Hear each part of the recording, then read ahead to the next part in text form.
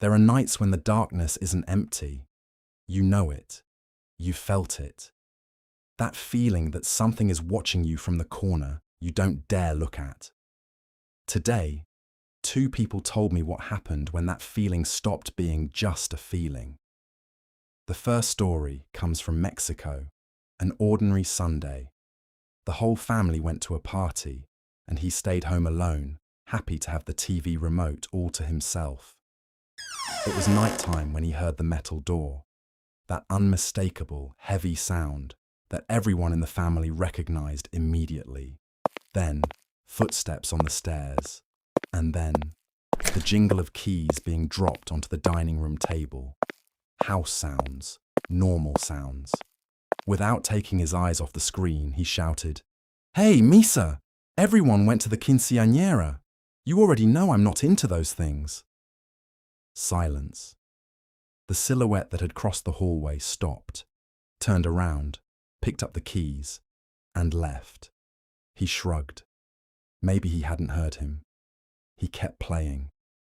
Half an hour later, the family arrived home, all together. His brother-in-law Misa was with them, laughing. "I talked to you earlier, and you didn't even say hello," he joked. The laughter faded. "What are you talking about?" Misa left with us from the very beginning. A chill that had nothing to do with the temperature ran down his spine. Then who picked up those keys? Who came down those stairs? And who had he been talking to? The second story comes from Argentina. And this isn't just one night. It's a whole life spent living with something that never asked permission to stay. Since she was 5 years old, Giselle saw them. Dark figures, humanoid shapes, standing still, in the hallway, in the corner of her room, watching her without moving. She would run to her parents' room, cry, and beg to sleep there.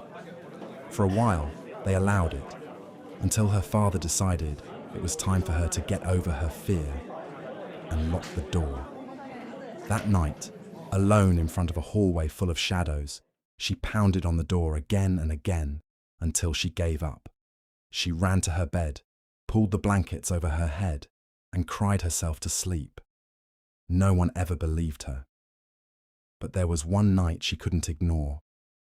She was under the covers with her cat, perfectly still, when she felt something tugging at the blanket. Slowly. Little pulls, as if trying to make her look. She held on tightly. She whispered to her cat to scare away whatever was there. And everything stopped. Years later, in a new house, her partner said out loud, "Mickey is on the bed," referring to their cat. At that exact moment, something touched her foot. It wasn't furry. It was cold. It was small, like the hand of a child. 2 houses, 2 people, 2 stories with no explanation that lets them sleep peacefully. And one question that lingers in the room when you turn off the lights. Are you sure you're alone? Dark ones. See you next week.